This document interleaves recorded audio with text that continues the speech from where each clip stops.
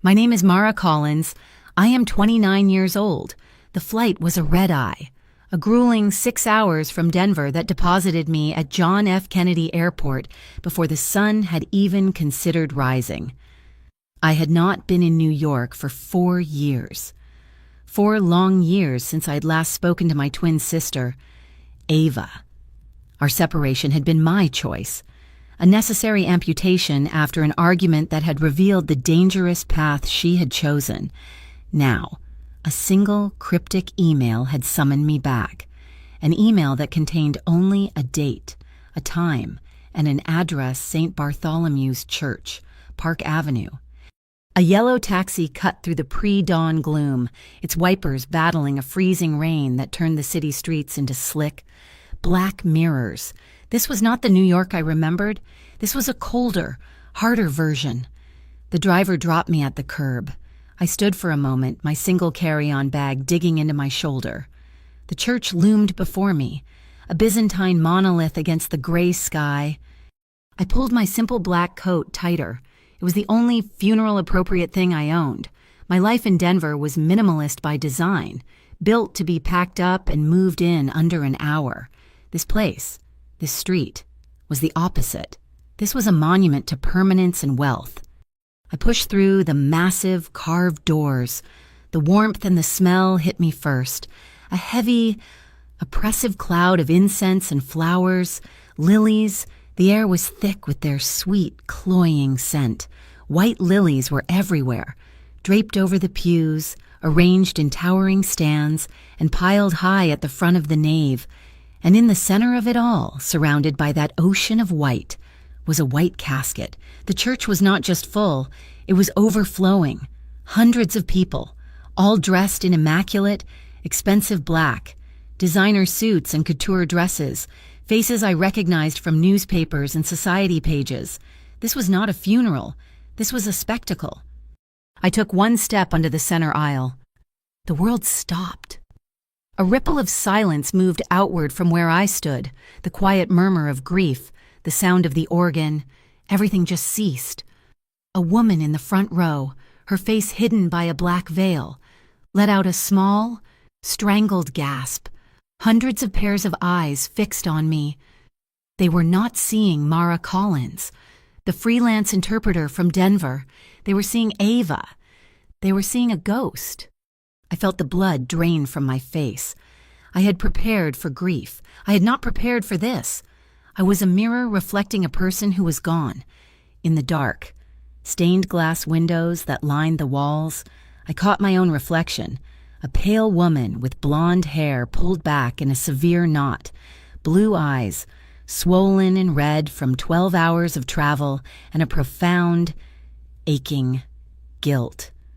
I looked every bit the phantom they saw, a ghost in practical, low heels, completely out of place in this cathedral of sorrow. Then, the man in the very first pew turned. His movement was slow, deliberate, as if the air itself was resisting him. He was the epicenter of the room's gravity. I knew him instantly, though I had never met him. Luca Vitale. He was the man whose empire of restaurants and high-end properties was rumored to be built on a foundation of something much older, much darker. The press called him the reformed boss, a man straddling the line between legitimacy and the underworld. He was the man Ava had refused to leave, the man who had caused the 4-year silence. His face was stone, handsome and brutal in its grief, but as his eyes met mine, that stone cracked. He did not flinch, he simply froze. His gaze traced my features, my hair, my eyes, searching for the impossible. I saw the raw shock, the flicker of disbelief, the agonizing spark of a hope he knew was insane. He rose to his feet. He was taller than I expected. The entire church held its breath, waiting. He breathed her name. Ava! It was not a call. It was a prayer that had failed. It was the sound of a man's world breaking apart. I forced my legs to move, one foot in front of the other, the click of my sensible heels echoing like gunshots in the sudden, vast silence. I walked down the aisle, past the rows of staring faces, until I stood directly in front of him. "I am Mara Collins," I said. My voice was a dry rasp. alien to my own ears. I am her twin sister. A shockwave of sound erupted through the pews. Whispers, gasps, the rustle of expensive fabric. It was a wave of pure, unadulterated scandal. Luca Vitali just stared at me. The hope in his eyes died, replaced by a storm of confusion, suspicion, and a grief so profound it was terrifying. He looked from me to the white casket, then back to me. He said nothing. I did not wait for an invitation. I slid into the empty space in the second pew, directly behind him. I could feel his presence, a burning intensity at my back. I could feel the eyes of every other person in the room drilling into me. I tuned them out. My father did not raise me to be the center of attention. He raised me to survive, and survival meant observing. This was not just a funeral for a beloved fiancé. This was a statement of power. The security was suffocating. Men in dark suits were posted at every archway, at every exit. They were not mourners. They were soldiers. Their jackets were cut sharp, but bulged slightly in all the wrong places. Coiled, translucent wires ran from their ears down into their collars. They scanned the crowd with dead, methodical eyes. This was not a church. It was a fortress. The priest began to speak, his words a meaningless drone. I focused my hearing, pushing past the Latin and the platitudes. I isolated the languages in the crowd, Italian, Russian, And then, from the row directly behind me, Albanian, 3 men, their suits a little too shiny, their cologne too strong. They were speaking in low, guttural tones, convinced their language gave them privacy. I did not need to be fluent. I had worked enough immigration cases, enough criminal hearings, I knew the words. One of them muttered about the brakes. Another responded, calling it a warning. The third one sealed it. He said it was the message. I stopped breathing.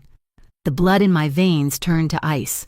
My sister's death was not a tragic accident on a rain-slicked road. It was an execution, a message sent to the man sitting 1 row in front of me. The rest of the service was a blur. I stood when people stood. I sat when they sat. My mind was racing, connecting dots I had not even known existed. When it was finally over, the crowd began to filter out, but not before casting long, curious glances at me. One of Luca's soldiers, a man with a face like a roadmap of old fights, approached me. He did not speak. He simply motioned with his chin toward a side door, hidden behind a tapestry. I followed him. The hallway was cold, stone and shadows. He led me to a small, private office, probably for the priest. The door shut behind me with a heavy, final click. Luca Vitali was already inside, pacing in front of a heavy desk, alone, without the eyes of the world on him. He looked broken. The grief was a physical weight, bowing his shoulders. But the moment he saw me, his spine straightened. The suspicion returned, hard and cold. "She never mentioned you," he said. His voice was rough, like gravel. "In 3 years, not one time." "Not a sister, not a twin. That was the point of me," I said, my voice just as cold. "Our parents taught us how to disappear, how to build lives that left no trail. Ava hated it. I perfected it." He searched my face, his dark eyes raking over my features, trying to reconcile the woman in the casket with the woman standing before him. He was looking for a lie. He was looking for Ava. He found neither. He just found me. His jaw tightened. He reached inside his perfectly tailored jacket, my body tensed, my hand instinctively moving toward my bag, where my own protection lay nestled. But he did not pull out a gun. He produced a simple white plastic key card and a folded piece of paper. He pushed them into my hand. His skin was cold, his grip surprisingly tight. 1 hour, he commanded. The address was on the paper. Come alone, or do not come at all. I clenched my fist around the key. This was it. This was the moment my old life ended. I had come to New York to bury my sister, to say goodbye and retreat back to my quiet, invisible life in Denver. But it was not an accident. It was a message, and they had sent the message using my sister. I looked from the key back to his shattered, dangerous eyes. The story had found me, and I was not going to run. I walked out of the side office, leaving Luca Vitale behind. The key card was slick and cold in my palm. The church was emptying, the sounds of polite, hushed condolences echoing in the high arches. The security men, Luca's men, watched me. They tracked my path from the office to the main doors, their eyes flat and assessing. I did not look at any of them. I did not look back. The freezing rain had not let up. It slanted across Park Avenue, turning the world into a watercolor of blurred lights and dark stone. I raised my hand for a taxi, my carry-on bag feeling heavier than it had 6 hours ago. My entire life was in that bag. A change of clothes, a laptop, a burner phone, and a photograph. It was the uniform of a person who never planned to stay. A yellow cab slid to the curb. I gave the driver the address from the folded paper. A hotel in Midtown. I had 1 hour. As the cab pulled into the snarl of Manhattan traffic, I leaned my head against the cold glass. The city I had fled was swallowing me whole. I had left New York 4 years ago, vowing never to return. New York was Ava's city. I had ceded it to her. My city, my childhood, was Cleveland, a gray industrial stretch of Ohio where our parents, immigrants from a forgotten corner of Eastern Europe, had landed. They had brought with them nothing but 2 identical daughters and a paranoia so deep it was genetic. Our childhood was not like other children's. We were taught to be invisible. We played games, but they were not games. The listening game, our father would say, his eyes scanning the street. Tell me what the man at the corner is saying. Mara, listen past the words. What does he want? The exit game. Our mother would drill us, walking through a department store. 2 ways out, always. Where are they? We learned to change our appearance with a hat or a scarf. We learned to pack a bag in under 5 minutes. We learned that speaking was a liability. Listening was a tool. Ava hated it. She was a creature of bright, defiant light. She wanted to be seen. She threw tantrums, demanding sleepovers, and brightly colored clothes, and a normal American life she saw on television. I was quieter. I absorbed the lessons. I understood, even as a child, that the games were not games at all. They were survival. Adulthood, I had decided, was just the process of learning to identify the nearest functional exit. 4 years ago, I had used that exit. The final argument was still a raw scar in my memory. Ava, 25 years old and shining, was in love. He's dangerous. Ava, I had pleaded, my voice tight. He is exciting, she shot back, her eyes flashing. He protects me. You're just scared, Mara. You have always been scared, or you're scared of living. She was right. I was terrified. I had not known his name then, only that he was connected, that he moved in a world our parents had spent their entire lives training us to avoid. So I left. I activated the protocols they had taught me. I moved to Denver. I built a life of quiet anonymity. I worked as a freelance interpreter. My clients were law firms, hospitals, and community centers. I chose a job where my only function was to be a conduit, a voice without a face. I paid for everything in cash. My apartment was a month-to-month lease. I had no social media, no footprint. I had become the ghost our parents had raised me to be. My work was my only connection to the world Ava had embraced. I sat in courtrooms translating the brutal testimony of domestic abuse. I stood in emergency rooms, calmly explaining a doctor's diagnosis to a family shattered by a gang shooting. I saw more real violence, more quiet, devastating human tragedy than any Mafia movie could ever capture. And then, 72 hours ago, the email had arrived. It was not from anyone I knew. It was from a string of random numbers, an encrypted service. The text was blunt, devoid of emotion. Ava Collins, deceased, car accident, St. Bartholomew's Church, Friday, 10 a.m. I stared at it for an hour, the words blurring. I checked the news. A minor heiress, the fiancée of reformed businessman Luca Vitale, killed in a tragic single-car crash. The story was on page 6. I booked a round-trip flight. I promised myself I would stick to the plan, fly in, stand in the back of the church, pay my respects to the sister I had abandoned. fly out. I would be back in my empty apartment in Denver before the weekend was over. The taxi stopped. The hotel was aggressively discreet, all dark glass and polished bronze. I paid the driver in cash and walked into the lobby. I ignored the front desk. I walked straight to the elevators, my low heels silent on the marble floor. I pressed the key card Luca had given me. The elevator dinged, the doors opening to a private residence floor. The hallway was silent. I found the suite number and used the card. The door opened into a large living room, all floor-to-ceiling windows looking out over the rain-soaked city. 3 people were waiting. Luca Vitale was not one of them. A woman stood immediately. She was in her 40s, Latina, with sharp, intelligent eyes and a black pantsuit that was clearly functional, not fashionable. She had the unmistakable posture of law enforcement. "Mara Collins," she said. It was a statement, not a question. "I am Rosa Alvarez. I am head of Mr. Vitale's security. I was a police officer for 15 years. Her gaze was a physical weight, scanning me for weaknesses. A man stood next, smoothing the front of his $1,000 suit. He looked pale, his movements bird-like and nervous. "Matteo Leone," he said, offering a hand I did not take. "I am counsel for Mr. Vitale's organization."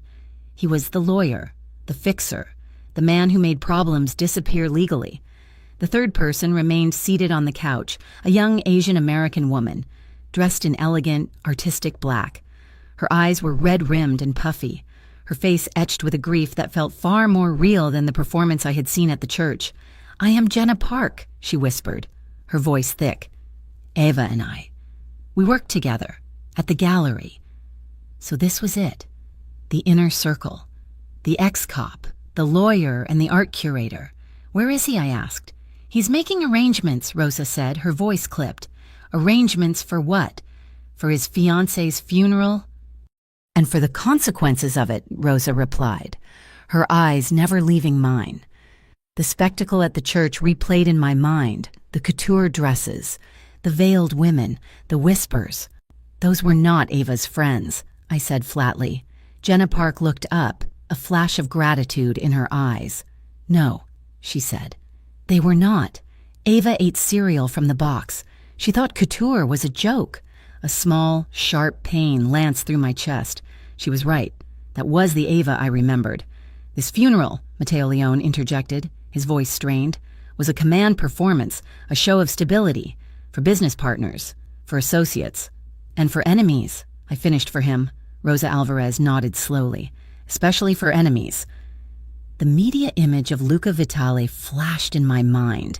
The reformed businessman, the philanthropist, the man who had taken an old family name and supposedly laundered it, clean through high-end restaurants and real estate. But the fortress at the church told a different story. The whispers I heard told a different story. The armed woman standing in front of me told a different story. I walked to the window and looked down at the city. My reflection looked back at me, a stranger wearing my face. I reached into my bag and pulled out my wallet. From behind my Colorado driver's license, I slid out a worn, creased photograph. It was the only one I kept, the only one I had not scanned and hidden on an encrypted drive. Me and Ava, 7 years old. We were in matching homemade pink princess costumes for Halloween. We were holding hands in our backyard in Cleveland. The autumn leaves a blur around us. We were perfectly identical, except for our eyes. Ava was staring straight at the camera, a bright, defiant challenge in her smile. I was looking at her. I had been looking at her my whole life, and 4 years ago, I had finally looked away. I heard her voice in my head, a distant echo from our childhood. "Do not turn your back on me, Mara." I slid the photo back into my wallet. The guilt was a heavy, cold stone in my stomach. It was not just duty, it was atonement. The door to the suite opened. Luca Vitale walked in. He had shed his funeral jacket. He was in a crisp white shirt, the sleeves rolled up his forearms, revealing dark tattoos. The grief was still there, a shadow in his eyes, but it was overlaid now with a terrifying, controlled focus. The businessman was gone. This was the man the Albanians were sending messages to. His eyes locked on mine. He did not apologize for being late. He did not offer condolences. He simply held up a thin, manila file. "I assume," he said, his voice a low growl, "you will want to see the police report." Luca Vitale held the thin manila file in his hand. The silence in the hotel suite was heavy, broken only by the sound of the rain against the floor-to-ceiling windows. Jenna Park was staring at her hands. Matteo Leone, the lawyer, looked pale and sick. Rosa Alvarez, the ex-cop, just watched me, her expression unreadable. He did not hand me the file. He tossed it onto the glass coffee table. It skidded and stopped. "The official police report," he said, his voice a low growl. I picked it up.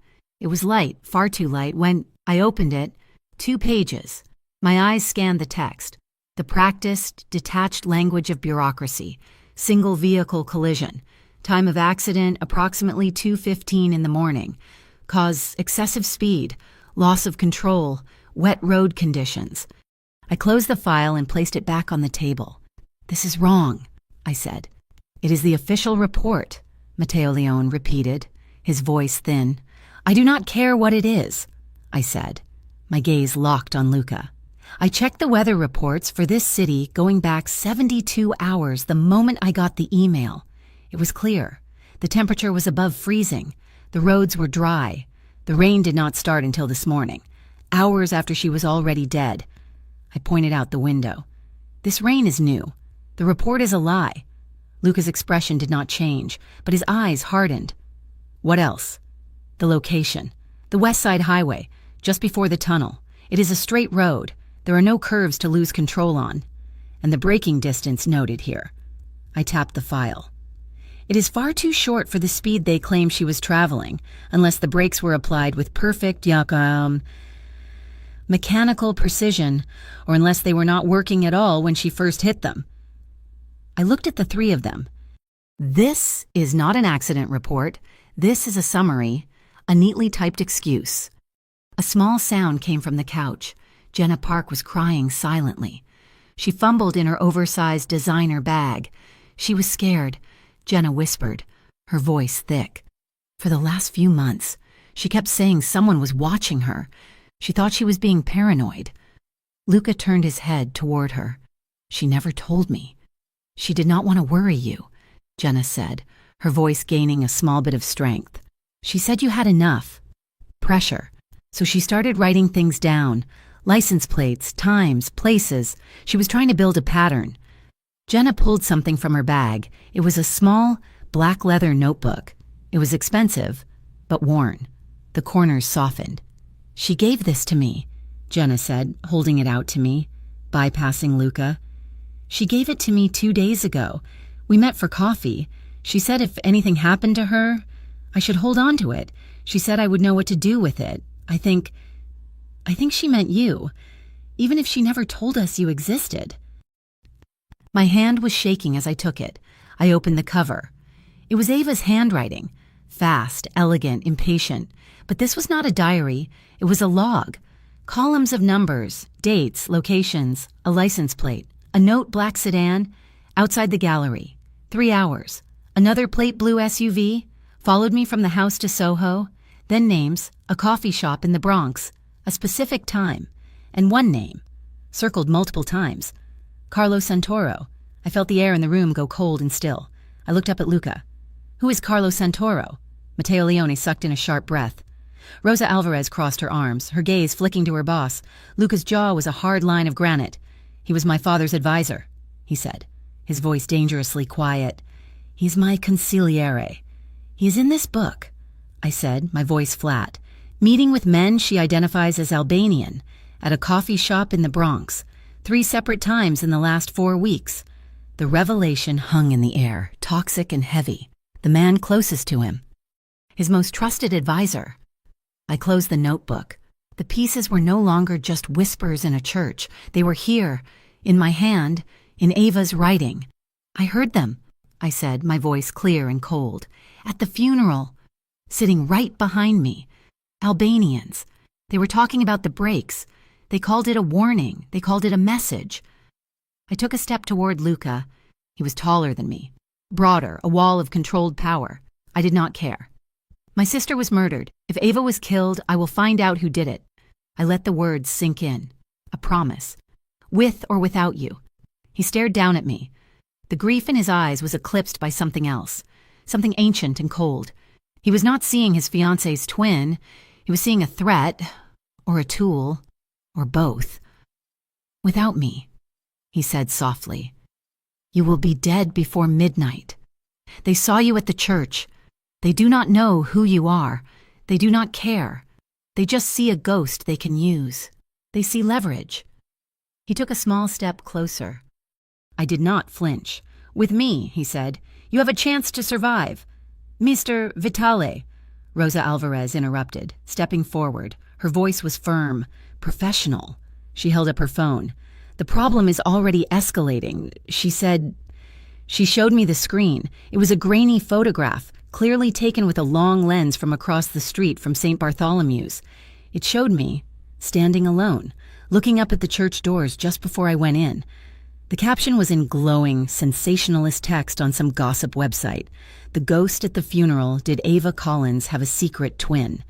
It is on social media. Rosa said, it is spreading. The Albanians did not just send you a message. She said to Luca, they sent one to everyone. And now, she looked at me, your face is part of that message. She put her phone away. If they killed Ava to get to him, her perfect copy is not just a complication. You are a new door for them. They will want to know what you know. They will want to know if you are a threat.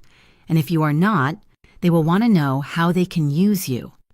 Either way, they will come for you. A cold certainty settled over me. Denver was gone. My old life was gone. I'm not staying here, I said. I have my own hotel. I have my own equipment. That is not a request, Luca said. And that was not a negotiation. I replied, I do not go into unsecured locations. I do not use other people's equipment. I am going to my hotel. I am getting my bag. Then I will decide. Luca and I were locked in a silent battle of wills. Rosa spoke again. She is right. She is trained. Let her do it. But she is not going alone. I will take her. Luca gave a single, sharp nod. Go, get what you need, and then you come back here. Or you go to the safe house. You do not go anywhere else. The ride to my hotel was silent. My hotel was a cheap, anonymous chain near Penn Station, chosen specifically because it had 4 exits and high turnover. Rosa handled the armored SUV like it was a sports car, cutting through the mid-afternoon traffic. As we pulled onto my street, my training took over. My eyes scanned the parked cars. Stop, I said. Pull past the entrance. Rosa stopped the car. What is it? Across the street, the black sedan, parked in a loading zone. Rosa squinted. It is New York. Everyone parks in a loading zone. Not this one, I said. I saw it this morning when I first landed. I took a cab here to drop my main bag before I went to the church. That car was there then. Same spot. Same angle. Rosa's eyes narrowed. He is good. He is lazy, I corrected. He did not change his location. He assumes I am just a civilian. Drop me at the corner. I will go in the side entrance. Wait for my signal. We can take him, Rosa said. You do not know who he is.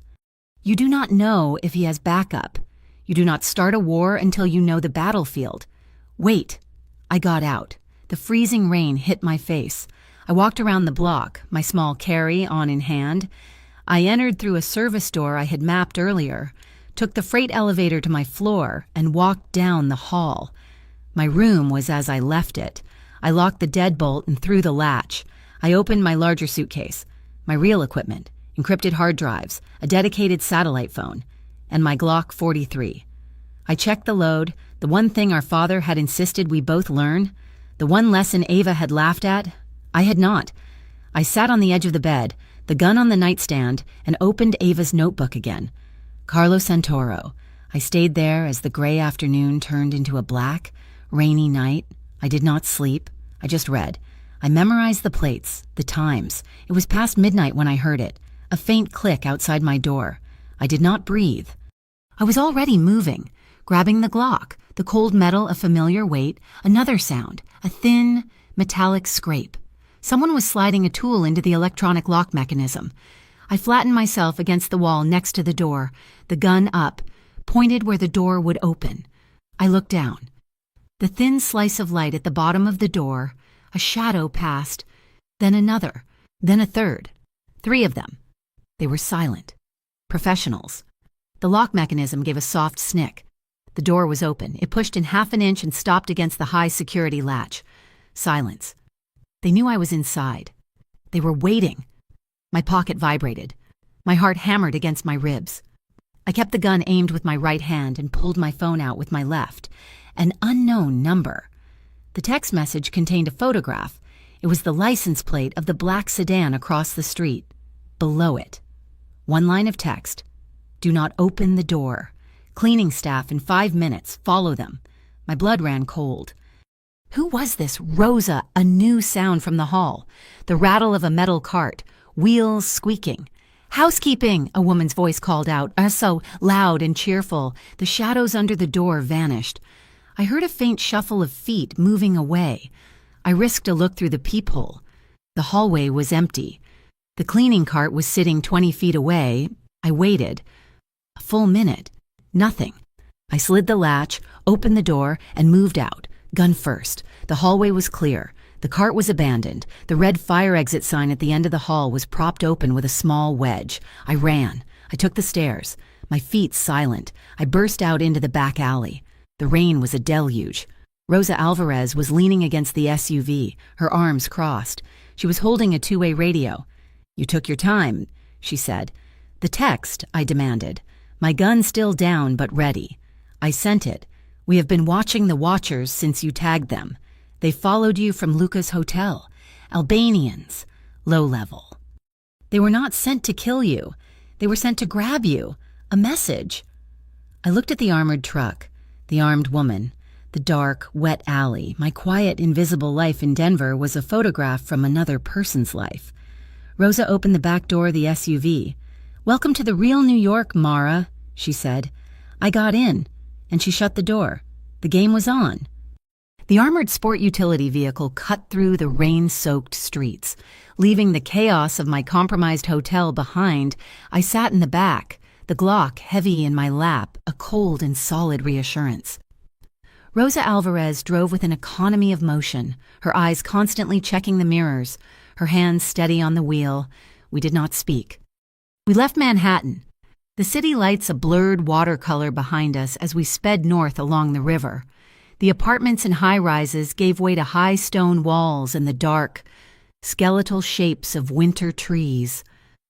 After 20 minutes, she slowed and turned onto a private road. Massive iron gates, modern and brutalist, slid open silently at our approach. The driveway was long. The house at the end of it was not a home. It was a compound. It was a fortress of old, dark stone. But the entire back of the structure, the side facing the black, churning water of the Hudson River, had been torn away and replaced with seamless, floor-to-ceiling glass. It was a statement of power, a place that declared it had nothing to hide, while being surrounded by walls thick enough to stop a truck. Rosa led me into the main hall. The ceiling was 3 stories high. The sound of our footsteps echoed on the polished marble floor. And Ava was everywhere. It was not a home. It was a museum.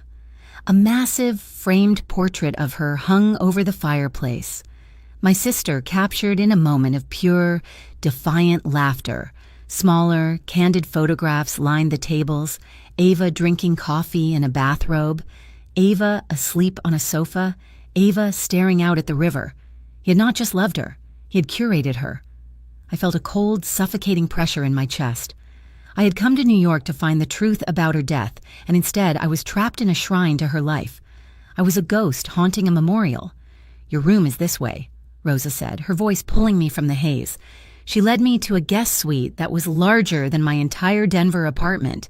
It was beautiful, impersonal, and the windows, I noted, were thick ballistic glass. Mister, Vitaly is in the command center, Rosa said from the doorway. Downstairs. When you are ready. I was not ready. I set my bag on the bed. I was protected by armed guards in a house built by a man I did not trust, surrounded by the image of the sister I had failed. I did not rest. I found my way downstairs.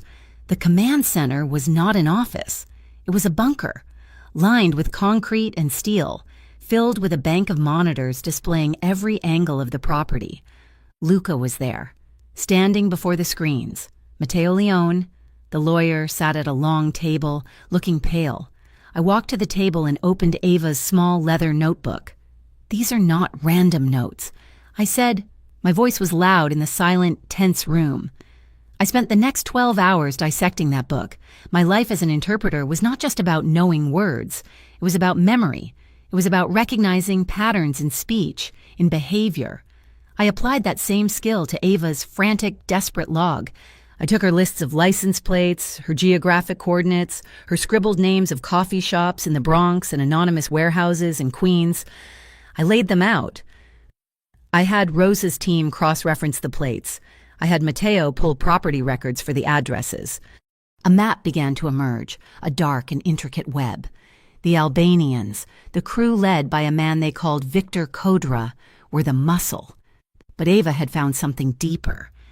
She had found the connection, the shipping companies, the logistics hubs, the trucking routes. They were all legitimate businesses. And they all, in some way, connected back to shell companies managed by Luca's organization. "She found the back door," I said, my voice quiet. "This is the intersection. This is where the legitimate world and the underworld meet." Matteo Leone looked sick. "This is catastrophic. Mara, Victor Kodra is not a reasonable man. This is not a man we can negotiate with." "So what do you suggest?" Matteo, Luca asked. His voice was low, devoid of emotion. He had not taken his eyes off the screens.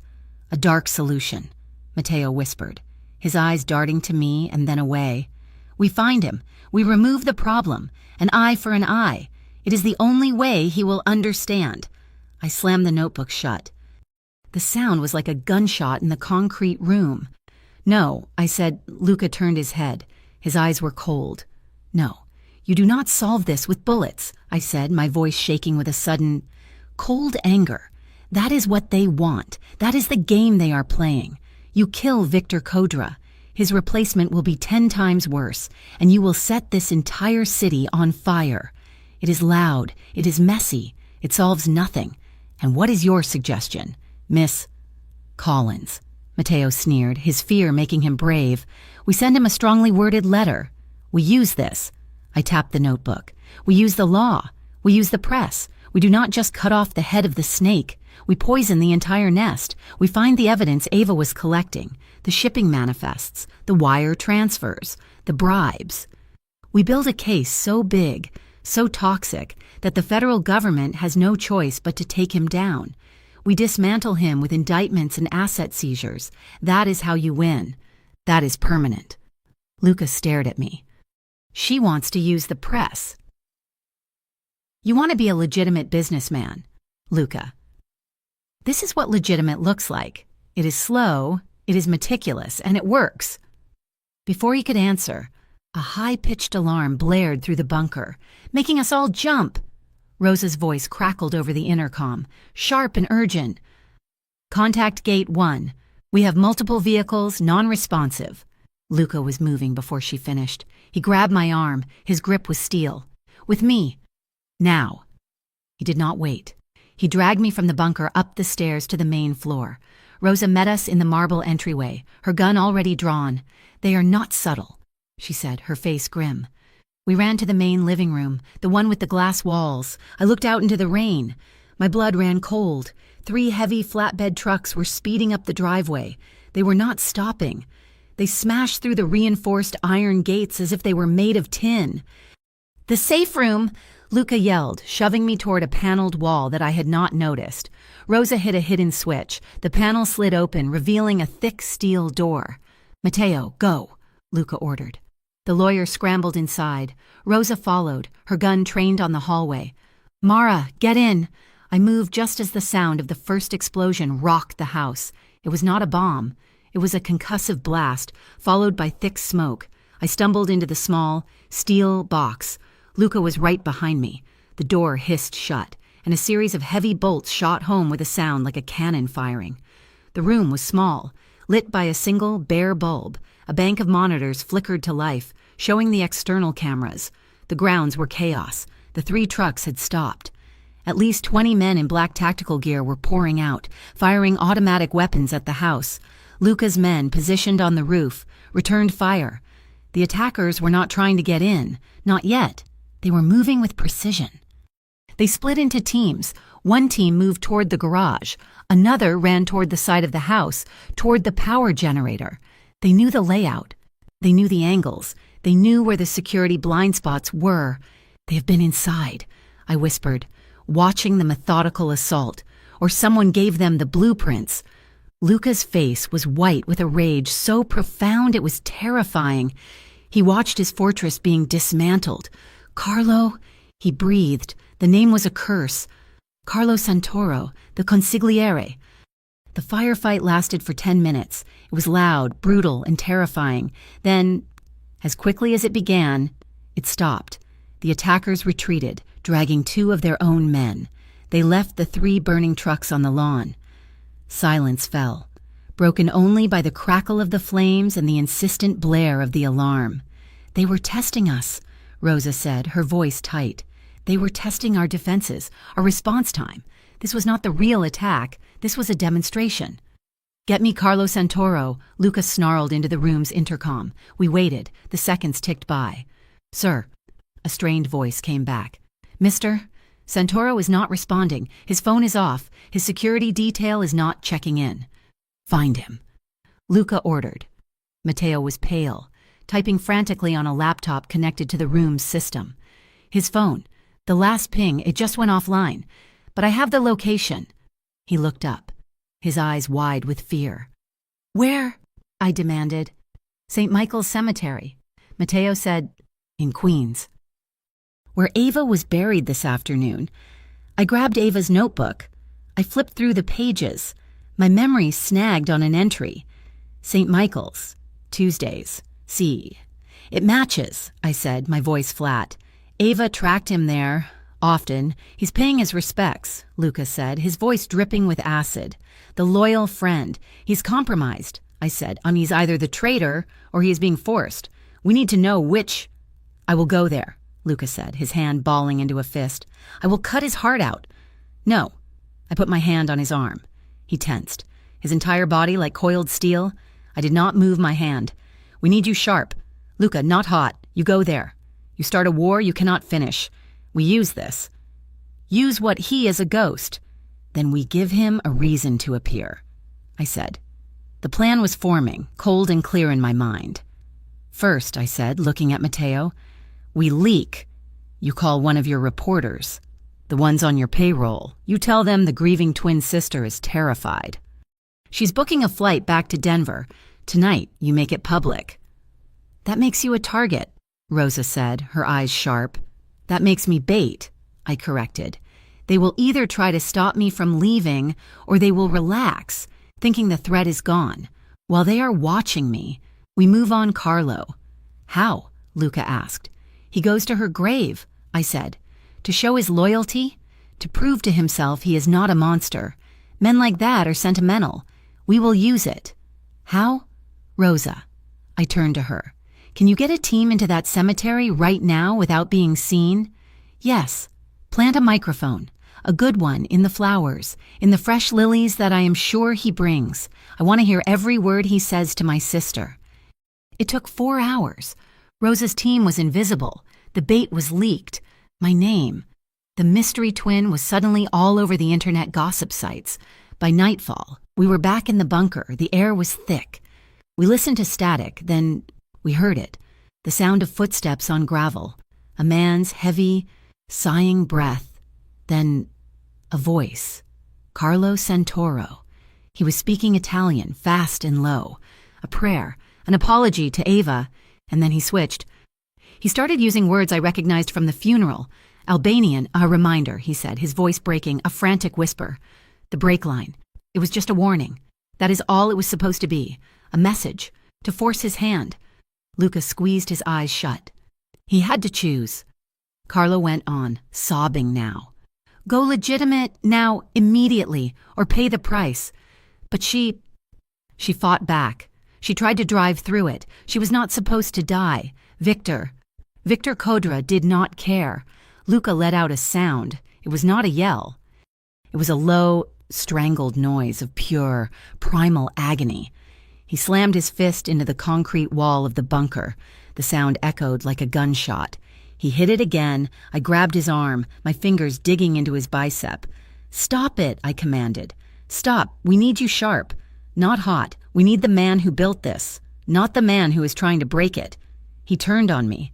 His eyes were blazing, a universe of pain and rage. For a second, I thought he might hit me. He just breathed, his chest heaving. His rage was a fire, and I was standing in the middle of it.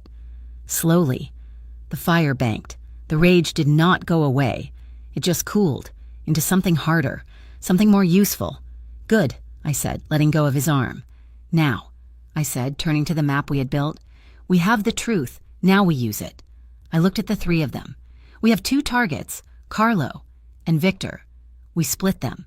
The plan, Luca said. His voice was dead. Plan 1, and I said, we get Carlo. We send him a message. From you. Tell him you know. Tell him you will give him a chance to explain. A neutral location, a warehouse, someplace we control, someplace with cameras. We bring him in. We get the rest of the evidence from him, voluntarily or not. And Victor Rosa asked, Plan 2, I said.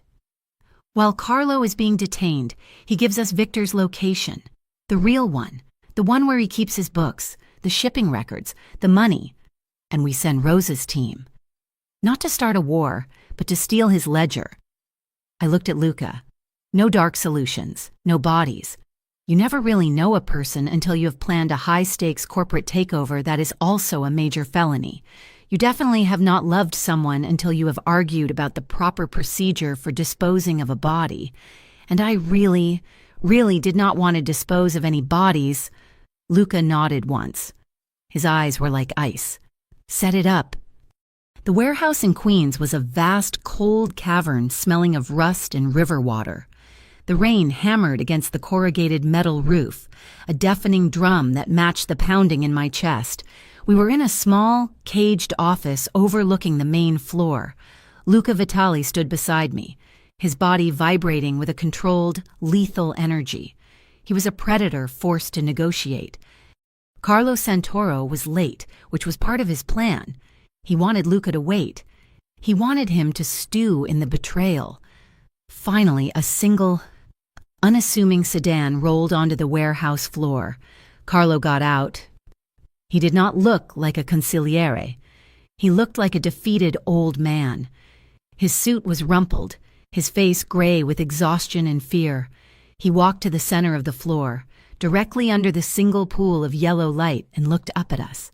He's alone, Rosa said into her earpiece. Monitoring from the catwalks, Luca and I descended the metal stairs, our footsteps echoing. Carlo. Luca's voice was a low growl. He did not greet him. He stated his name like a verdict. Luca, Carlo said, his voice surprisingly steady. He did not look at Luca. He looked at me. So this is why, the sister, the ghost. You set her up, Luca said. I did not, Carlo snapped, his gaze finally turning to his boss. I tried to save you. I tried to force you onto the legitimate path, a path you kept dragging your feet on. Victor Kodra. He is a butcher. The warning was for you. Luca. A reminder that your transition was not happening fast enough for his partners. Ava. She was not supposed to be in the car. She was just collateral damage. Luca's hand moved inside his jacket. I would not, Carlo said quietly. If my heart stops, if I fail to check in by 3 o'clock this morning, a data packet is sent to the United States Attorney for the Southern District of New York. Luca froze. It contains everything, Luca, Carlo said, his voice filled with a profound sadness. Your father's books, your books, the port deals, the shell companies, the Albanian connection.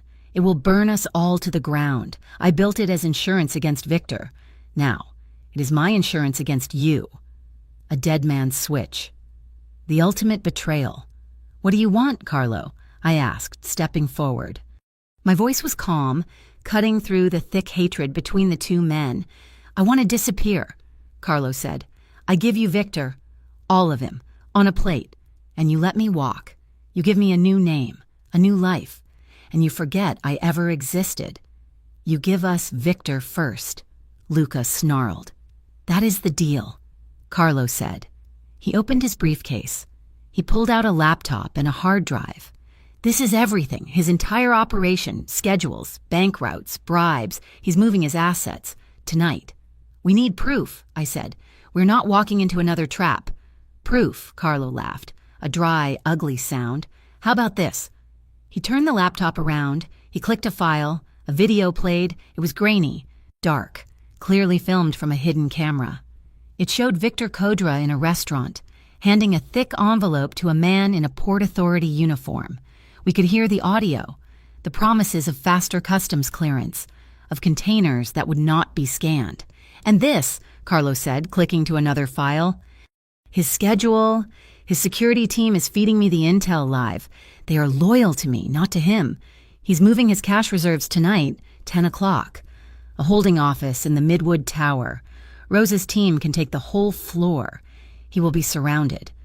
He connected the drive. "It is all there. I walk. You get the monster who killed your fiancé. We all get what we want." Luca looked at Rosa, who was now standing in the shadows nearby. She nodded. "My team is spinning up. We can hit that tower in 30 minutes. Go," Luca ordered her. Rosa and her men disappeared into the rain. Luca, Carlo, and I remained. The tension was so thick I could barely breathe. Luca wanted to kill him. I could see the muscles in his jaw working. "Wait," I said. I walked over to the laptop. Carlo had left the drive. I plugged it back in. "What are you doing?" Luca demanded. "Rosa is moving. I'm checking the metadata." I said. I opened the properties of the video file. My blood went cold. "It is a setup," I whispered. "What?" "The video file. The timestamp is wrong, the time zone. It is off by 6 hours. He did not just film this. He edited it. He processed it." I looked at Carlo. The old man's face was a mask of terror. "Where are they? Carlo," I demanded. "I told you the Midwood Tower." Luca grabbed him by the throat and slammed him against a steel support pillar. The entire structure boomed. "Where?" Luca roared, his face inches from Carlo's. "He changed it," Carlo gasped, his face turning purple. "He changed the meat. He is smart. He knew I might be turned. He is not at the tower." "Where?" "The garage," Carlo choked out. "The adjacent parking garage, level B. He is moving the assets in an armored truck. It is a trap." "Luca, he is waiting for your team." I was already on my radio. "Rosa, abort. It is a trap. The location is the Midwood parking garage. Level B, repeat. The target is the garage." "Understood." Her voice crackled back, calm and professional. We are rerouting, but we are 5 minutes out." "They will be gone by then." Luca snarled, dropping Carlo to the ground. The old man slumped, gasping. "We go now," I said. "Oh, we are closer. Matteo." Luca yelled into his own radio. "Get to the warehouse. Secure Santoro. Do not let him out of your sight. He stays alive." Luca was already running for our armored car. I was right behind him. We hit the street, the sport utility vehicle's engine roaring. Luca drove, his hands white on the wheel. He drove like a madman, cutting through the late-night traffic, laying on the horn, running red lights. The rain was a solid wall of water. We screeched into the entrance of the Midwood parking garage. The gate was already up. "It is quiet," I said. "Too quiet. They are waiting for Rosa," Luca said. "They are not waiting for us." He killed the headlights. We slid through the darkness, our tires squealing on the wet concrete. We rounded the corner to level B. There it was. An armored truck, its back doors open, a black armored Suburban, engine idling, and at least 10 men, dressed in black, moving heavy duffel bags from the truck to the Suburban, and in the middle of them, directing traffic, was Victor Kodra. "They have not seen us," I whispered. "They will," Luca said, chambering around. "Wait," I said. My eyes darted around. The attendance booth. It was empty. But inside, I saw the microphone for the public address system. Stay here. Cover me. Before he could protest, I was out of the car. I ran, keeping low, sprinting the 20 yards to the booth. I slid inside, my heart hammering so hard I thought it would break my ribs. I grabbed the microphone. I took a deep breath. I channeled every cold, authoritative interpreter I had ever worked with, every federal agent I had ever translated for. I pressed the button. The feedback squeal was deafening. Federal Bureau of Investigation. Whoa! My voice boomed across the concrete garage, amplified 100 times.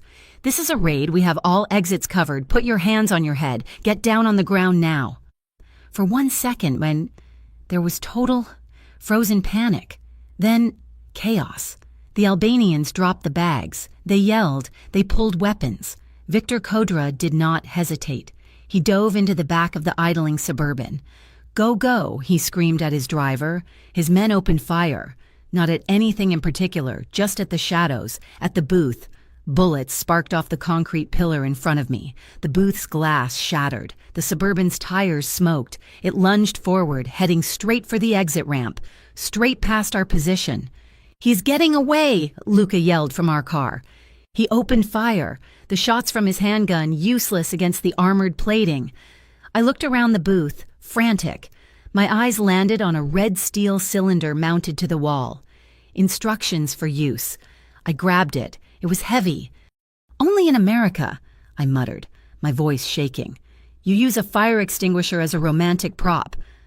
But this was not romantic. I burst out of the booth, pulling the pin. The Suburban was almost at the ramp. Mara, no, Luca screamed. I ran straight into its path. I aimed the nozzle at the windshield and squeezed the handle. A massive, thick cloud of white foam erupted from the extinguisher.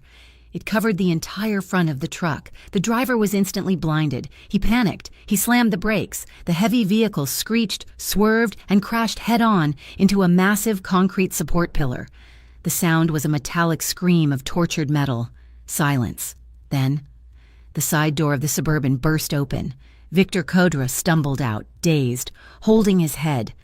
At the same instant, 2 more black sport utility vehicles flooded the garage from the other entrance. Rosa's team. They fanned out, precise, professional. Drop your weapons, Rosa's voice boomed, this time without a microphone. Victor's men were trapped. The fight was over before it began. Luca was out of our car, and he was not looking at the men. He was walking straight toward Victor Kodra. Victor saw him. He saw me. His eyes were filled with hate. He laughed, a wet, ugly sound. He fumbled at his neck, pulling a chain from under his shirt. On it was a small, silver pendant, a lily. It was identical to the one Ava always wore, the one from our childhood photograph. You came for her. Victor spit blood onto the concrete. She was just a pawn, a stupid girl who got too curious and got in the way of business. That was it. Luca's cold control evaporated. He moved faster than I had ever seen a man move. He pulled his handgun, and in one fluid motion, he had it pressed between Victor Kodra's eyes. Victor's laughter died. Luca, Rosa called, her voice sharp. Say her name, Luca whispered, his voice shaking with a rage that was beyond human.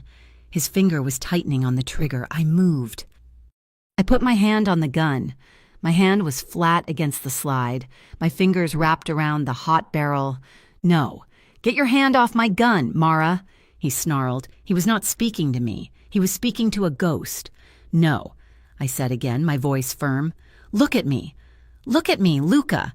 You kill him like this. You execute a man in a cold garage, and you become him. You honor her by becoming the monster she was trying to get you to leave. He was shaking. His gaze was locked on Victor's terrified eyes. This is not justice, I said, my voice softening. This is just more noise. Justice has a longer memory than a bullet. Let him live. Let the system we built crush him. Let him sit in a cage for the rest of his life, knowing you won, knowing she won. For a long, terrible second, he did not move. Then, I felt the tension leave his arm. He took a ragged breath. He slowly, agonizingly stepped back. He holstered his weapon. He looked at me, his eyes a raw, open wound. Rosa and her team had Victor in zip ties. He was secured. I pulled out my phone. Mateo, call your friend at the Attorney General's office. Tell him we have a present. We have Victor Kodra, live and breathing, and we are sending him the entire data file from Carlo's dead man switch, the real one. I looked at Rosa. Get that drive from Carlo. Send the financial data to Mateo's forensics team. I want every account frozen, every shell company seized, every shipping container locked down by customs and the Internal Revenue Service before the sun comes up. We did not just catch the snake. We were about to burn his entire world to the ground. The chaos of the parking garage dissolved as quickly as it had erupted. Victor Kodra, hooded and bound, was handed over by Rosa's team to state authorities at a neutral location, a transaction facilitated by a frantic Mateo Leone. The official story would be an anonymous tip. The federal government, hungry for a high-profile win, did not ask questions. We returned to the warehouse. Carlo Santoro was gone. He had slipped away while we were hunting Victor, a ghost vanishing from a locked room. Mateo was apoplectic, but Luca was quiet. He's gone, Luca said, his voice flat. But he left the drive. Mateo had retrieved it, the real dead man's switch, the complete, unedited library of 2 generations of sin. We cannot use it, Mateo said, wiping his face. It implicates this entire organization. It destroys us. You cannot use it, I said. I took the drive. But the public can. That night, I used the skills my father had taught me for disappearing. I worked from a shielded laptop in the bunker, routing my signal through 7 countries. I scrubbed the metadata. I isolated the files pertaining only to Victor Kodra, the port authorities, the Albanian network, and the politicians on their payroll. I did not leak the data. I orchestrated a flood. An anonymous live stream began, playing the video of the Port Authority bribe on a loop. Encrypted files landed in the inboxes of every major reporter in the tri-state area. The fallout was immediate and biblical. Victor Kodra was federally indicted before the sun came up. The press tore the port corruption story apart. The friends in high places that Luca had worried about were suddenly unavailable, issuing public statements of condemnation and distancing themselves so fast they left sonic booms. Mateo Leone, in a stroke of genius, acted as a cooperating source, feeding the government the clean financial data on Luca's legitimate holdings, clearly separating the clean businesses from the rotten ones that were now collapsing under federal seizure. He saved the legitimate half of the empire by sacrificing the illicit half. And Carlo Santoro. The data leak was attributed to him, the disgruntled consigliere. He was now the most wanted man in the country. The federals wanted him as a material witness. His former Albanian partners wanted him dead for his betrayal. He had traded his prison cell for a global one. He was a man with no allies, hunted by everyone. He had become the ultimate prey. We returned to the Hudson Fortress just as the first hint of gray light touched the river. The burnt trucks were still on the lawn, smelling of chemicals and rain. The house was quiet. The adrenaline of the night, the terror and the victory had drained away, leaving a hollow, echoing silence. I found Luca on the terrace, sitting on the cold stone steps. The battle was over. The war was won, and he was shaking. His hands, the hands that had held a gun to Victor Kodra's head, were trembling uncontrollably. It was the delayed crash, the sudden, violent realization of what had happened, what he had almost done. The trauma was surfacing now that the danger was past. I sat down next to him, not touching. I just sat. A silent presence beside him in the cold dawn. "I cannot stop," he whispered, his voice ragged. He stared at his own hands as if they belonged to someone else. "I know," I said. I did not move to comfort him. I did not patronize him. "My father taught me something. For when the world gets too loud, it is a breathing exercise." He said nothing. He just kept shaking. "Breathe in through your nose," I said, my voice quiet and steady. "Count to 4. 1, 2, 3, 4. Now hold it for 7, 6, 5, 4, 3, 2, 1. Now breathe out through your mouth. Slowly, for 8, 7, 6, 5, 4, 3, 2, 1. He did it. His breath was ragged. Again, I said. We sat there for 20 minutes, just breathing. The sun came up. The shaking in his hands did not stop completely, but it subsided. It became a tremor. He turned his head and looked at me. His eyes were raw. He had been a monster, an avenger, a boss. Now he was just a man. "Thank you," he whispered. I just nodded. The day was a flurry of activity. The house was filled with lawyers and insurance adjusters. I found a quiet room and made a call. Jenna Park answered on the first ring, her voice tight with panic. "Jenna, it is Mara. Oh my God, Mara, the news I saw." "It is okay," I said. "It is over. He is caught, but I need your help." "Ava's work, her photographs." "Yes, I want to have an exhibition," I said. "A fundraiser for victims of the kind of violence that killed her. I want to hang that picture she took, the one of the Brooklyn Bridge, right before the storm. The light was all gold, but the sky was black." Jenna was quiet for a second. I heard her take a deep breath. "City after rain," she whispered. "That is what she called it. Yes, I can do that. I will start tomorrow." Later that day, Luca, Matteo, Rosa, and I met in the bunker. It was no longer a command center. It was a boardroom. "Rosa," Luca said, his voice back to its normal, steady timbre, "I am restructuring. The legitimate businesses will be consolidated under a new holding company. I want you to run all security, corporate, physical, everything. You report only to me." Rosa Alvarez looked at him. She did not smile. "I will accept," she said, "on one condition." "Name it." "We start a fund, a real one. With the profits, we help women get out of the gangs, out of the life. We give them housing, training, a real path. That is my price." Luca nodded once. "Done. Matteo, make it legal." Matteo turned to me. "Miss Collins, Mara, your work. Your analysis of Ava's notebook was brilliant. Your strategy in the garage, your handling of the data leak.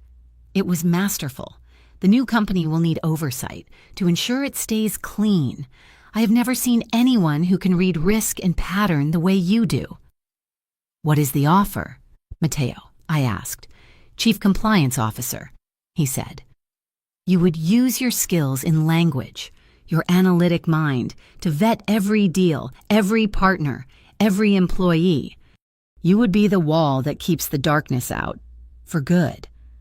I looked at Luca. He was watching me. He was not ordering me. He was waiting. I thought of my empty apartment in Denver, my life of running. "I will consider it," I said. The next morning, at sunrise, Luca and I drove to St. Michael's Cemetery. The world was quiet. The press was still focused on Victor Kodra. We stood at Ava's grave. The sea of funeral lilies was starting to wilt. Luca placed a new, fresh bouquet of white lilies on the grass. I reached into my coat pocket.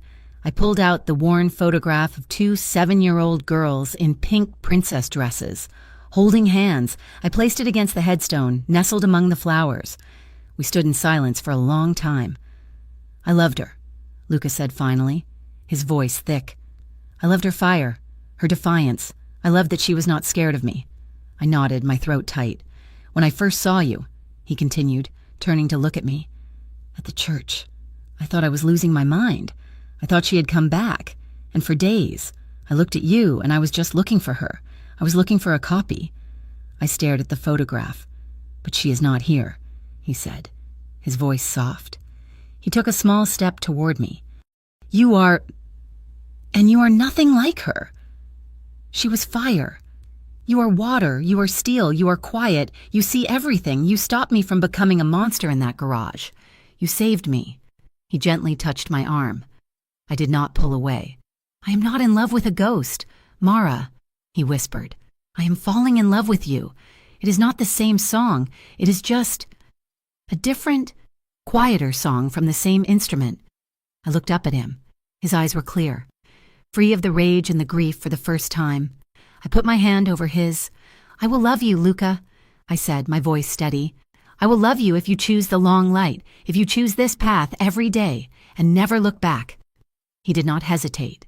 He squeezed my hand. I choose it. We left the cemetery and drove straight to Matteo's high-rise office. The boardroom was filled with a dozen lawyers. Stacks of documents covered the table. For the next 3 hours, Luca Vitali signed papers. He was divesting. He was selling. He was liquidating every asset, every company, every holding that had even the faintest connection to his father's old world. He was cutting the cord, permanently. He signed the last document. He slid it across the table. He stood up, walked around the table to where I was sitting, and held out his hand. "Compliance officer," he said, a small smile playing on his lips. "Let's go home." I took his hand, and we walked out, leaving the gray area behind us for good. 1 year is not a long time, but it is enough. It is enough to tear down a fortress and build a home. The snow is falling on the Hudson, a thick, clean blanket covering the ground where the trucks burned. The quiet that settles over the house now is different. It is not the silence of surveillance and paranoia. It is the deep, steady silence of peace.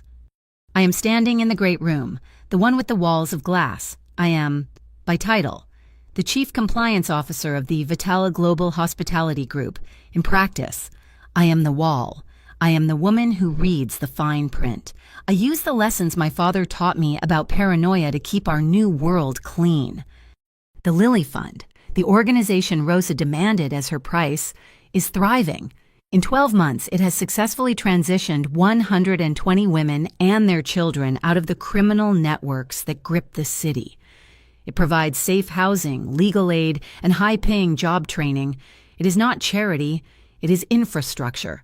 Rosa Alvarez runs it now, alongside her own security firm, which has become the gold standard for corporate risk assessment and businesses dedicated to reintegration. She is, in her own words, building better walls. Luca found his own path. He sold the last of his father's high-rise properties, the last vestiges of the Gray Empire. He poured that money into a chain of new restaurants. He calls them second chances. The name is blunt. Just like him, he hires exclusively from programs like Rosa's, staffing his kitchens with men and women who have paid their debt to society and are looking for a new start. The food is, by all accounts, revolutionary. I smile, looking at the window. This very glass was the subject of our first real, domestic argument 3 months ago. I informed Luca that I was replacing all the ballistic glass in the house. He looked at me as if I'd suggested we drain the river. "You cannot," he said, his voice instantly tight. "It is not safe. It is bulletproof," I argued, running my hand along the cold, thick surface. "And it is suffocating. It makes the light look green and sick. I will not live in a bunker, Luca. I will not have you unsafe," he insisted, the old boss returning for a moment. "We are safe," I said, my voice quiet but firm. "We are safe because of the work we did. We are safe because Victor Codra is in a federal supermax prison for the rest of his natural life. We are safe because Carlos Santoro is a ghost, hunted by every agency and criminal organization on the planet. We are safe because we chose the light." I put my hand on his cheek. "A house must be a place where the light can get through. Otherwise, it is just a prettier cage." I won, of course. The new glass is thin and perfectly clear. The morning light that floods this room is bright. Jenna Park took Ava's photographs, the City After Rain collection, on a national tour. The exhibit raised hundreds of thousands of dollars for victims of violence. Ava, in death, became the celebrated artist she had always longed to be in life. We all found our own ways to honor her.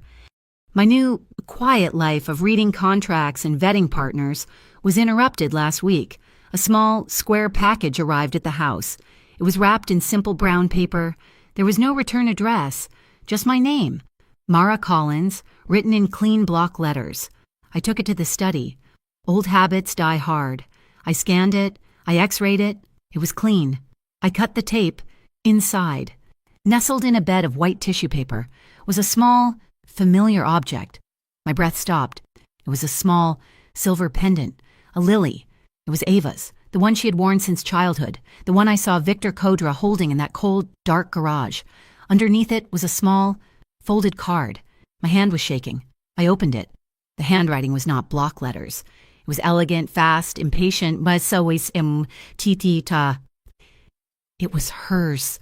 The note contained only 2 sentences. Do not find me. Let me be the wind behind the sail. I dropped the note. I ran down to the bunker, the room we now used as a media center and a wine cellar. I pulled the security footage from the post office in rural Pennsylvania where the package had been mailed. The camera footage was grainy. It showed a woman approaching the counter. She was dressed simply. She was wearing the dark, modest habit of a nun. She wore large, dark sunglasses, even indoors. She paid for the postage in cash and turned and walked out. I replayed the video. I replayed it again and again. I zoomed in, clarifying the pixels. I focused not on the face, but on the movement, the way she moved her shoulders, the slight, impatient bounce in her step as she walked away. It was her. It was Ava. I sank into the chair, the air leaving my lungs. My sister was alive. I made one call to Mateo. I asked him to use his sources, his deep, dark connections I did not want to know about, to find one file, a federal file. The truth, when it came, was sharper than a knife.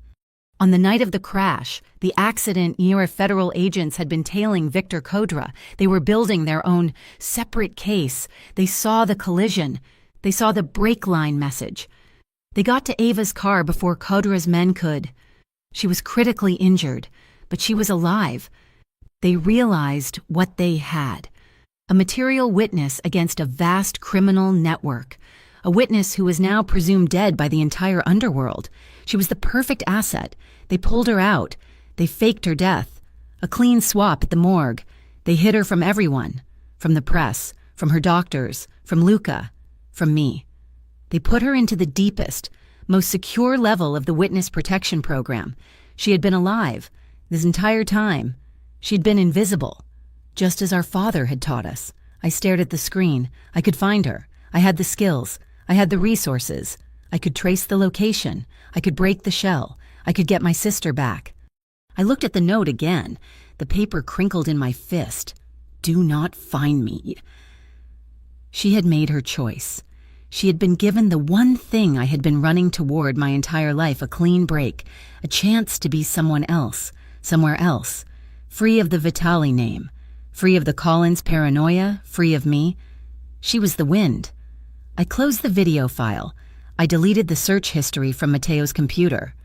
I went back upstairs. I took the small silver lily pendant. I did not put it on. It was not mine to wear. I placed it in a small, simple wooden frame, along with her folded note. I put it on the desk in my study. It is not a shrine. It is a reminder that she found her own exit. Tonight is the grand opening of the flagship Second Chances restaurant in Manhattan. The room is all warm light, exposed brick, and the smell of roasting garlic. It is filled with laughter. There are no bodyguards, just waiters, food critics, and city council members. I am running late. My work as compliance officer is meticulous. I check my phone one last time, tuck it away, and push through the tall glass doors. The room is warm. At the front, Luca is standing at a small podium, a glass of champagne in his hand. He's in the middle of a speech. And this place is not just about food, he is saying, his voice resonant and sure. It is about the belief that the person you were yesterday does not have to define the person you are tomorrow. It is about... He stops. His eyes find mine across the crowded room, the noise, the people, the clinking glasses. All of it fades away. He does not look at me like a ghost. He does not look at me like a savior. He just looks at me like his partner. A slow, easy smile spreads across his face. He raises his glass to me. I smile back. We do not need words. Our conversation is silent, built on a year of arguments about window glass and hiring policies and what color to paint the bedroom. He turns back to the crowd. I lean against the door frame, content to watch him. In this noisy, chaotic country, we are taught that strength is loud, that power is a fist. But I learned that real strength is a hand on a gun barrel, stopping it from firing. I learned that small, disciplined kindness is its own quiet act of rebellion. And love, I learned, when it is finally brave enough, knows how to stand on the side of people before it ever stands on the side of us. Thank you so much for listening to this story. I would love to connect with all of you. Please comment below and let me know where in the world you are listening from. If you enjoyed this journey, please subscribe to my channel, Mafia Boss Stories, and give this video a like. And if you really want to support the channel, please hit that hype button so this story can be heard by more people.